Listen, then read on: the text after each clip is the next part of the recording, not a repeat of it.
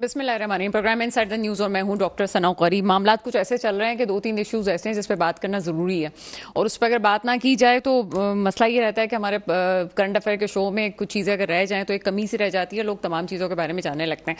लेकिन हमारी ये मजबूरी है कि तमाम इशूज़ इतने ज़्यादा इंपॉर्टेंट है कि किस पे बात की जाए, किस पे ना बात की जाए। आइन की पासदारी की सब लोग बात करते हैं, लेकिन आइन या मसलहत ये अभी सौदा बाकी है।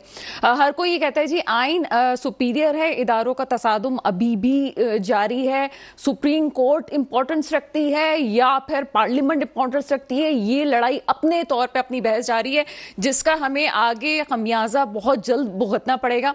14 मई कोई बहुत दूर नहीं है, 14 मई बहुत करीब है, और अगर 14 मई आती है उसके बाद वजीर आजम शहबाज शरीफ साहब की ना अहली और कंडेम वाला मामला किस हद तक आगे जाएगा वो अभी चीजें सामने हैं। जबकि इस वक्त जो तजर्बाकार लोग और कानूनदान है वो ये कहते हैं कि किसी को भी हक नहीं है पार्लियामेंट में रहते हुए कि वो किसी जज के ऊपर बात कर सके। यानी कि अगर 288 लोग मौजूद होते हैं, उसके बाद अगर कोई बात की जाए पार्लियामेंट के लोगों की, अरकान की, तो फिर तब भी आप कह सकते हैं कि जनाब कोई चीज तरमीम आगे आएगी। लेकिन जब आपके पास लोग ही मौजूद नहीं है, वो तरमीम आप आगे कैसे ला सकते हैं जिस तरमीम पे इस वक्त मुस्लिम लीग नून स्पेशली और पीडीएम जोर दे रही है। मामलात हल हो सकते थे लेकिन मामलात हल हुए नहीं है, और ना होने की वजह यह भी हो सकती है कि बहुत अच्छा रास्ता है इस वक्त मुस्लिम लीग नून के पास कि फेस सेविंग करें, सियासी शहीद हों और एक तरफ हो जाएं। ये मामला इस वक्त नजर आ रहा है। दूसरी चीज हमें नजर आती है इमरान खान साहब। इमरान खान साहब जो है जो एक वक्त में एस्टेब्लिशमेंट के बड़े करीब नजर आते थे। इमरान खान साहब की गवर्नमेंट तो थी, लेकिन ये कहा जाता था कि पीछे मिलिट्री एस्टेब्लिशमेंट उसके डोरों को चला रही है। अब वो डोरियां जिसके भी हाथ में थी, लेकिन वो डोरियां जब खिंची हैं 2011 से, एक चीज की कोशिश की जा रही थी कि इमरान खान साहब जनाब गवर्नमेंट में आ जाएं आ जाएं आ जाएं। लेकिन जब 3 साल 7 महीने गुजर गए, इमरान खान साहब को सबने देख लिया, उसके बाद जो है जनाब आपस में मसाइल क्रिएट होने लगे और इमरान खान साहब चले गए। बाजवा साहब का नाम बार बार लिया गया और हाजिर सर्विसेज के हवाले से भी बात की गई। जो हाजिर सर्विस में जो लोग मिलिट्री के लोग मौजूद हैं, कभी उनको डर्टी हैरी का नाम दिया गया, कभी मिस्टर एक्स का नाम दिया गया, कभी मिस्टर वाई का नाम दिया गया। ये तमाम चीजें तो अपने तौर से जारी थी। आपको याद होगा कि इमरान खान साहब के ऊपर जब हमला हुआ था उस वक्त इमरान खान साहब ने 3 नाम लिए थे, एक शहबाज शरीफ साहब का, राना सनाउल्लाह साहब का, और एक जो है जनरल फैसल नसीर साहब का। अब मसला जनाब ये है कि डीजीसी के हवाले से आज खुल के जो है जब इमरान खान साहब ने बयान दिया तो आईएसपीआर भी फट पड़ी। अब जो मौजूदा आपके पास एस्टेब्लिशमेंट के हवाले से कोई भी चीज सामने आती है वो आईएसपीआर की तरफ से आती है। तो मौजूदा उन्होंने इस इल्जाम की शदीद तरदीद की। उन्होंने बोले बस हो गया भाई, बहुत हो गया जो इल्जामात लग रहे थे। अब पहली दफा खास तौर पे इमरान खान साहब का नाम लेके बात की गई है कि अगर आपको कोई प्रॉब्लम है तो आप कानून का सहारा लें। उनके लफ्जों को मैं वर्ड बाय वर्ड रिपीट कर देती हूँ, झूठे इल्जामात बंद करें और कानून का सहारा लें। तर्जमान साहब ये कह रहे हैं इदारा कानूनी कार्रवाई करने का हक महफूज रखता है। ये दो चीजें हैं, यानी कि अगर आप के पास कोई सबूत है तो आप कानूनी कार्रवाई कर सकते हैं, आप जो है वो कानून का सहारा लें। दूसरी तरफ कहा जा रहा है जी इदारा यह हक रखता है कि आपकी बात को जो है वो कोर्ट में लाके पेश करें और आपके खिलाफ कार्रवाई की जाए। ये पहली दफा हुआ है। ये आपको 1.5 सालों में जो दोनों इदारों के दरमियान, दोनों साबिक गवर्नमेंट के दरमियान और एस्टेब्लिशमेंट के दरमियान जो खिंचाव नजर आ रहा था, वो पहली दफा ये सामने आई है कि आईएसपीआर ने खुल के इमरान खान साहब को ये कह दिया है कि बस लिमिट में रहें। और हमारा प्रॉब्लम यह है कि चूंकि इमरान खान साहब की फॉलोशिप बहुत है, पॉपुलरिटी बहुत है, एक पॉपुलर लीडर है, तो इमरान खान साहब अगर कोई भी बयान देते हैं तो उसके बाद आपको पाकिस्तान के सोशल मीडिया पे एक तनाव नजर आ जाता है कि जनाब जिसका भी नाम लिया गया उसके खिलाफ बात शुरू हो जाती है। अब तमाम सोशल मीडिया अकाउंट्स तक तो पहुंचना नामुमकिन है जनाब। फिर उसके बाद हुआ वही कि इदारों को बीच में कूदना पड़ा और इसके हवाले से बयान देना पड़ा। दूसरी चीज जो आज के प्रोग्राम में हम डिस्कस करेंगे वो जियो पॉलिटिक्स के हवाले से। जियो पॉलिटिक्स में क्या हुआ, जनाब बिलावल भुट्टो सरदारी साहब जो है एससीओ समिट में जाते हैं और ये पाकिस्तानी फॉरेन मिनिस्टर जो है वो मिलते हैं जयशंकर साहब से, और उस मुलाकात को काफ़ी तनकीद का निशाना बनाया जा रहा है। कुछ माहिरीन का कहना यह है कि बिलावल भुट्टो जरदारी इस वक्त उतने अहल नहीं थे कि जयशंकर की तमाम बातों को वो चित कर देते, उनकी बातों को वो जवाब देते। बड़े बड़े लोग हैं जो कि इंडिया जाने से डर रहे थे, उनकी बातों को जवाब देने से डर रहे थे। जयशंकर साहब इस वक्त ना सिर्फ अपनी जिस पोजीशन में हैं वो तो हैं, लेकिन पिछले 30 साल से वो डिप्लोमेसी के चैंपियन कहे जाते हैं। यानी कि ये नहीं है कि आजकल का कोई शख्स है जो आया और आके बात करके पीछे हट गया। इंडिया को डिफेंड करने में अगर जयशंकर साहब को सामने रखा गया तो वो बड़ा एक मजबूत मोहरा था जो कि बिलावल भुट्टो जरदारी साहब के सामने खड़ा हुआ था। बहुत से लोग इसकी तनकीद भी कर रहे हैं। बिलावल भुट्टो जरदारी साहब की अपनी काबिलियत कुछ भी हो, लेकिन उनको उनकी फैमिली की वजह से कि जनाब उनको शायद उनके नाम की वजह से ये ओहदा मिला है, ये तनकीद अपनी जगह की जाती है। मैं एज ए जर्नलिस्ट इसकी हिमायत यूं करती हूँ कि चले कोई जाने के लिए तैयार नहीं था, लेकिन बिलावल भुट्टो जरदारी साहब गए तो सही, बात तो की, चाहे पाकिस्तान की तरफ से कोई भी मौकफ लेके जाने वाला बना तो सही, वरना पहले पॉलिटिशियंस को देख लें, कोई जाने के लिए तैयार नहीं था। तीसरा अहम मुद्दा, इंट्रोडक्टरी पार्ट बड़ा तवील हो गया, जैसे मैंने प्रोग्राम के स्टार्ट में कहा था कि बहुत सारे मौजूआत हैं जिस पे बात करनी है। कराची, जनाब कराची जो सबसे ज्यादा इस पे डिस्कस किया जा रहा था, आखिरकार उसके जो नताइज हैं बल्दियाती इंतखाबात के, वो अब क्लियर होना शुरू हो गए। पीपल्स पार्टी बड़ी पुरुम्मीद थी कि उसका ही मयारा आएगा, जियाला ही आएगा, अभी से नहीं 6 महीने 8 महीने से हम यही बात सुन रहे थे, मेयर आएगा तो जनाब जियाला ही आएगा। अब जियाला कौन था ये भी अब कुछ दिनों में सामने आ गया, हमें तो पता ही, लेकिन आपको भी अब मेरा ख्याल है कि सुनगुन होगी कि कौन आने वाला है। इस वक्त जो मौजूदा नताइज है, कराची के बल्दियाती इंतखाब में पार्टी पोजीशन सामने आ गई है, और इसमें जनाब जो कुल सीटें थी उसमें 246 में से 240 नशिस्तों के फुल जो गैर हतमी गैर सरकारी नताइज के मुताबिक इस वक्त पीपल्स पार्टी सबसे आगे है। दूसरे नंबर पे जनाब जमात इस्लामी है, तीसरे नंबर पे आपके पास तहरीक इंसाफ है, जबकि फिर JUI है और तहरीक लब्बैक है।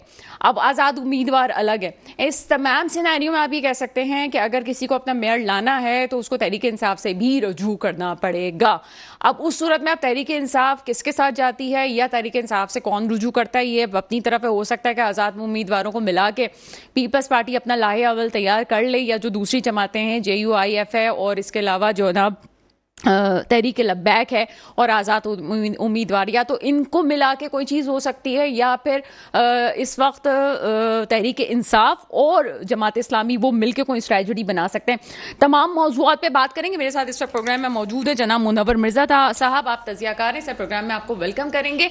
और हमें ज्वाइन किया है डॉक्टर गुलाम मोहम्मद तीन साहब ने, आपका ताल्लुक पीपल्स पार्टी से है।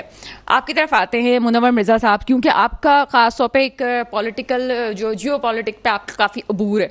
सबसे पहले हम उसके हवाले से बात करते हैं जो हम इस वक्त समिट हुई है, SCO समिट के हवाले से आपकी क्या राय है, ओवरऑल तज्जिया आपका क्या है? देखिए, ये फोरम जो है ये चाइना का है। सबसे पहले तो ये बात हमारे ध्यान में क्लियर होना चाहिए। और पाकिस्तान जो था वो SCO में शिरकत करने के लिए गया है, शंघाई नाम ही उसका देख लें आप, शंघाई कोऑपरेशन ऑर्गेनाइजेशन है वो। तो और 2017 में पाकिस्तान और इंडिया बैक वक्त एक साथ मेंबर बने थे, एक ही वक्त एक ही मिनट पे मेंबरशिप मिली थी इसकी। नहीं तो दोनों कोशिश कर रहे थे 12 साल 13 साल से कि मेंबर बना लें, वो नहीं बना रहे थे। पहली बात। दूसरी बात ये, मैंने आपको जैसे बताया कि पाकिस्तान गया था चाइना के लिए। फिर सवाल ये पैदा होता है कि आखिरकार पाकिस्तान किस मकसद के लिए गया था? क्या किसी दो तरफा बातचीत करने के लिए गया था? बिल्कुल नहीं। बिलावल भुट्टो ने बिल्कुल सही कहा था जाने से पहले ही कि मेरा तमाम तर फोकस जो है वो SCO के मामलात पे है। अब सवाल ये पैदा होता है कि SCO के मामलात क्या है? डिस्कस हुए? जी भाई बिल्कुल।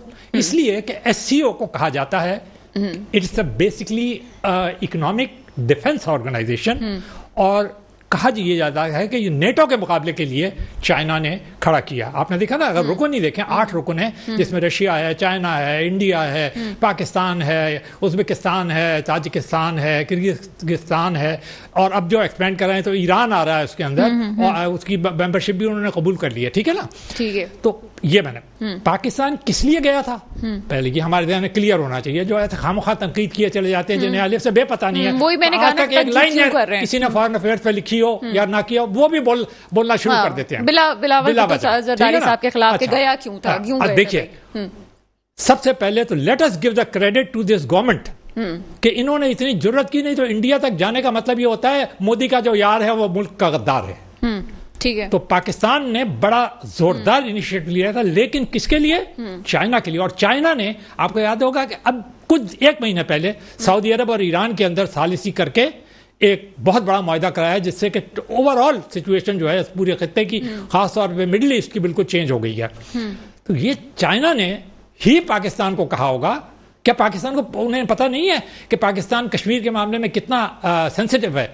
तो उन्होंने कहा होगा कि आप जरूर आइएगा। तो यानी उनकी बात रखना हमारे लिए बहुत जरूरी है। वो आप देखें, उनका फॉरेन मिनिस्टर साथ चल के आ गया इनके यहाँ पर, उसी दूसरे दिन ही कॉन्फ्रेंस से सीधा यहीं आया, चाइनीज जो है। पाकिस्तान का मकसद क्या था? फिर उस पर आ रहा हूं मैं। मकसद ये था यूक्रेन की जंग का जो फॉल आउट था, एक। सेकेंडली, ये कब खत्म होगी? क्योंकि चाइना, आपको याद होगा, प्यूटन से मुलाकात हुई थी उनकी 1 महीने पहले। तीसरे, ये कि जो ओवरऑल सिचुएशन अमेरिका के जाने के बाद अफगानिस्तान और इस इलाके में पूरी बनती चली जा रही है, कौन इस स्पेस को, इस खला को पुर कर रहा है, वही जो आप जो पॉलिटिकल बात कर रही हैं, तो वो आखिरकार किस किस्म की है? इंडिया, जो कि इस वक्त दुनिया की फास्टेस्ट ग्रोइंग इकोनॉमी है, वो एक बैक वक्त चाइना का बहुत करीबी दोस्त है, $100 बिलियन से ज्यादा का ट्रेड करता है। उधर अमेरिका का बहुत करीबी दोस्त है, सिविल न्यूक्लियर मुआहदे कर रहा है, उसके अंदर क्वाड फोरम के अंदर उनके साथ शामिल है, और दूसरे बड़े, और चाइना और को कंटेन करने के लिए इंडिया और जापान वो खड़ा। पाकिस्तान ये सारी बातें जानना चाहता था, और जरूरी था पाकिस्तान के। और सेकेंडली, मैं आपको बताऊं जो लोगों को पता नहीं है, वो ये है कि अभी तो ये जो हुआ है ना, बेसिकली इसका मकसद फॉरेन मिनिस्टर्स का ये था कि वो एजेंडा सेट करेंगे for the heads of the states meeting, और वो जुलाई में, वो भी भारत में हो रही है, क्योंकि वो भारत ही इस वक्त जो है वो है। तो ये बात आपको, पाकिस्तान ने अपना मकसद पूरी तरह से अचीव कर लिया है। मतलब वो काम जो करना चाहिए था उसे, वो गया ही इसलिए था। वो कोई दो तरफा मामला इंडिया से तय करने के लिए नहीं गया था, कश्मीर के ऊपर कोई महाज खोलने के लिए नहीं गया था, कोई कश्मीर के मौकफ को उजागर करने के लिए गया। जरूरत क्या थी? क्या आप रशिया को कन्विंस कर सकते हैं? हम बड़े आराम से जो है ना वो कहते थे जी कश्मीर के मामले पे डिस्कशन, ठीक है जनाब, वो फोरम अलग है, फोरम अलग है कि आप अगर कश्मीर के हवाले से डिस्कस करना चाह रहे हैं। किसको कन्विंस कर रहे हैं? चाइना तो वैसे ही हमारी हिमायत करता है, कल भी उन्होंने बयान दिया है। रशिया सवाल ही नहीं पैदा होता कि इंडिया के खिलाफ जाए, उनका तो इतना क्लोज रिलेशनशिप है, आप कैसे उस रिलेशनशिप को तोड़ेंगे? वस्ती एशिया के जो ममालिक हैं, उनमें से कोई जो है वो तकरीबन almost they go neutral, ban जाते हैं, वो बिल्कुल इन मामलात के अंदर दखल अंदाजी करते ही नहीं है। तो अब सवाल ये पैदा, पाकिस्तान ने जो कुछ जानना था वो जान लिया और वापस आ गया, और आपने देखा कि उसके नतायज बहुत अच्छे निकले हैं। अफगानिस्तान जब की एक सफरी की, यानी ट्रीपार्टाइट जो मीटिंग हुई है पाकिस्तान के अंदर, जिसमें चाइना, अफगानिस्तान का वजीर खारजा, यानी उनकी अबूरी हुकूमत कहूंगा मैं, क्योंकि पाकिस्तान ने तस्लीम नहीं किया, इसलिए हम ये लफ्ज वो नहीं कहेंगे अफगानिस्तान की हुकूमत, तालिबान हुकूमत कहेंगे। और तीसरी जो थे वो पाकिस्तान था। तो तीनों ने मिलके अच्छे मुज़ाकरात की। बड़ी मुज़ाकरात अगर ये सही हो जाए, हम पॉलिटिकल चीज़ों को तो डिस्कस करते हैं, और ये जब मैं कह रही थी कि बहुत सारी चीज़ें डिस्कस करने को, तो उसमें IMF वाली बात भी रह गई कि वो भी हमें डिस्कस करना है। के बारे में जरूर बात कहना चाहूंगा। अभी आपको सर मैं मौका देती हूँ। कहने का मकसद सिर्फ ये है कि अगर वेस्टर्न बॉर्डर से अगर कुछ सुनगुन हुई है और TTP के हवाले से खासतौर पर बात हुई है, तो वो हमारे लिए बड़ी इंपॉर्टेंट है। अगर चाइना रीजन में कोई बात अगर करना चाह रहा है और उसमें फिर अफगानिस्तान की अबूरी हुकूमत भी बीच में आती है, तो ये तमाम मौजूद ऐसे हैं कि जो अगर ये आप रीजनल की जो पॉलिटिक्स है, मुल्की पॉलिटिक्स है, उससे बाहर निकल के सोचें, तो पाकिस्तान की बका के लिए जरूरी है कि अपने वेस्टर्न बॉर्डर पे भी नजर रखी जाए। उसके बगैर आप काम नहीं कर सकते। चाइना की राहदारी वाले मामले पे भी आपको, जब तक पॉलिटिकल मामला हल नहीं होंगे, जब तक चीजें बेहतर नहीं हो सकती। इकोनॉमी पे कोई बात ही नहीं कर रहा। आगे आपकी जो IMF की आपकी पॉलिसी में है ही नहीं, IMF की जो मीटिंग होने जा रही है उसमें आपका पाकिस्तान के एजेंडे में है ही नहीं। ये नहायत तशवीशनाक सूरत हाल है, लेकिन कोई इस पर बात नहीं कर रहा। लेकिन बिलावल भुट्टो जरदारी साहब क्यों वहां पे गए, उस पर हर कोई बात कर रहा है। ये जाने बगैर की चीजें क्यों वो जाना जरूरी था इस वक्त, जिस तरह से इस वक्त बात इन्होंने की। मोहतरम मुनव्वर मिर्जा साहब ने, डॉक्टर गुलाम मोहम्मद तीन साहब पीपल्स पार्टी से हमारे साथ मौजूद हैं। सर, प्रोग्राम में आपको वेलकम करते हैं। Thank you so much. मुल्की पॉलिटिक्स से हट के थोड़ा सा पहले जियो पॉलिटिक्स के हवाले से बात करें। इस वक्त बिलावल भुट्टो जरदारी साहब का जो अभी विजिट हुआ यहाँ पे इंडिया में, भारत में, जो वो अभी SCO समिट के हवाले से गए थे, क्या किस तरह देखते हैं इसको? बिस्मिल्लाहिर्रहमानिर्रहीम। देखें, जैसे चेयरमैन बिलावल भुट्टो जरदारी गए, जैसे कि अभी मिर्जा साहब ने कहा कि वो कोई इंडिया घूमने नहीं गए हुए थे, वो एससीओ कॉन्फ्रेंस के लिए गए हुए थे और उसका जो मेन होस्ट है वो तो चाइना है, वो ऑर्गेनाइजेशन ही चाइना की है। तो हम और दूसरे भी उसमें ममालिक थे, तो पाकिस्तान को उसकी रिप्रेजेंटेशन करनी अपनी ज़रूरी थी और उसमें अपना आप जो है वो अपना मौक़िफ़ पेश करना ज़रूरी था। तो वो चेयरमैन बिलावल भुट्टो जरदारी गए और उन्होंने अपना मौक़िफ़ अच्छे तरीके से पेश किया। और फिर देखें, उन्होंने जो अभी रिसेंटली एक बयान दिया था मोदी के खिलाफ, तो उसके बाद उन पे जो है वो हेड मनी उनके ऊपर वो हो गई थी इंडिया में, लेकिन फिर भी उन्होंने हिम्मत की, बहादुर, क्योंकि वो बहादुर नाना का बहादुर नवासा है, बहादुर माँ का बहादुर बेटा है। वो गए, उन्होंने बड़ी वहां पे भी खड़े होकर उन्होंने कश्मीर की बात की। उन्होंने जो है वो मोदी के जो बारबेरिक जो उसकी पॉलिसीज हैं उसके खिलाफ बात की। तो इसमें मेरे ख्याल में अगर बुरा लगा है, एक वहां पे आरएसएस को बुरा लगा है इंडिया में और यहाँ पे पीटीआई को बुरा लगा है, और जो भी कोई अक्लो फहम वाला इंसान है उसको तो बिलावल साहब का जाना और उनकी जो वहाँ पे रिप्रेजेंटेशन है वो सही लगी है। बिल्कुल ऐसा ही है। और शायद लोग इस हवाले से नहीं चाहते कि इंटरनेशनल पॉलिटिक्स में जो चीज़ें चल रही हैं, मोदी साहब जो है इस वक्त, चाहे वो इंडिया में हुकूमत उनकी जिस हद तक भी कामयाब हो, लेकिन इस वक्त अंदर से उसकी फूट पड़ना शुरू हो चुकी है। मोदी सरकार इस वक्त मुसलमानों के घरों को मसमार कर रही है, उनकी प्रॉपर्टीज़ को तोड़ रही है, वहाँ के अपने सिविल सोसाइटी इस पे आग बगोला है, चाहे वो भारतीय कम्युनिटी क्यों ना हो, भारतीय लोग जो कि हिंदू मज़हब से ताल्लुक़ रखते हैं वो भी मुसलमानों के साथ खड़े में इस वक्त मोदी सरकार के खिलाफ खड़े में। इसकी वजह यह है कि वहां पे इस वक्त जजेस भी खामोश बैठे हुए हैं, अदलिया खामोश है वहां की, और जो कुछ वहां पे हो रहा है, वहां की प्रॉपर्टीज को, मुसलमानों की प्रॉपर्टीज को जलाया जा रहा है, मुसलमानों की प्रॉपर्टीज को मसमार किया जा रहा है। और ये बातें अब खुल के सामने आ गई हैं। आरएसएस के वो लोग जो कि पहले से आरएसएस का हिस्सा थे, वो भी रो रो के दुआइयां दे रहे थे हैं कि ये आरएसएस वो नहीं थी जो कि मोदी सरकार ने बना दी है।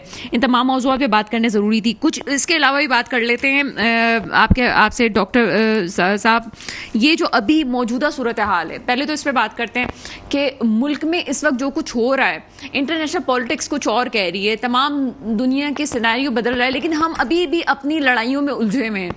आप इस वक्त गवर्नमेंट का हिस्सा हैं, आपको नहीं लगता कि पॉलिटिकल स्टेबिलिटी आ जानी चाहिए? ये जो लड़ाइयाँ हैं कि आइन की पासदारी हो रही है नहीं हो रही है, बैठक लगती है नहीं लगती, मुज़ाकरात का दौर दूसरा शुरू हो रहा है नहीं हो रहा, इन सबसे हटके पाकिस्तान इस वक्त जो इंपॉर्टेंस रखता है इस खत्ते में, उसको कोई डिस्कस नहीं कर रहा है। अगर इस वक्त पॉलिटिकल स्टेबिलिटी नहीं कायम की गई तो पाकिस्तान को नुकसान हो सकता है। आपका क्या पॉइंट ऑफ व्यू है? देखें, आपने बिल्कुल सही फरमाया कि इस वक्त जो है पॉलिटिकल स्टेबिलिटी मुल्क की सबसे बड़ी जरूरत है और हमें सब पार्टीज को अपनी अना और अपना जो पर्सनल मफादात है उनको छोड़ के हमें मुल्की मफादात का सोचना पड़ेगा। इसी वजह से ही जो है वो पीडीएम की जो गवर्नमेंट और पीपल्स पार्टी, ये अभी पीटीआई के साथ बैठे, लेकिन असल में ना पीटीआई का भी मैं आपको बताऊं कि 80% जो लोग हैं वो इस पॉलिसी पे नहीं वो करते, उनके साथ मुत्तफिक नहीं है। लेकिन एक पागल इंसान है, उसने अपनी जो है वो अना की खातिर डॉक्टर गुलाम मोहम्मद तीन साहब, मैं हमेशा इसकी जो है वो मुखालफत करती हूँ और मैं थोड़ा सा टोक भी देती हूँ प्रोग्राम में। किसी भी पार्टी का जो सरबरा होता है वो उसके लिए बड़ा इंपॉर्टेंस रखता है, तो हमें लफ्जों के चुनाव में थोड़ा सा एहतियात करना चाहिए, चाहे वो पीपल्स पार्टी के रहनुमा हो, चाहे वो पीटीआई के रहनुमा। चले एक जो पीटीआई का लीडर है, चले डॉक्टर साहब, मैं इस वक्त ऐसा करती हूँ कि एक ब्रेक लेती हूँ, ब्रेक के बाद फौरन से आपकी तरफ से ही आती हूँ मैं।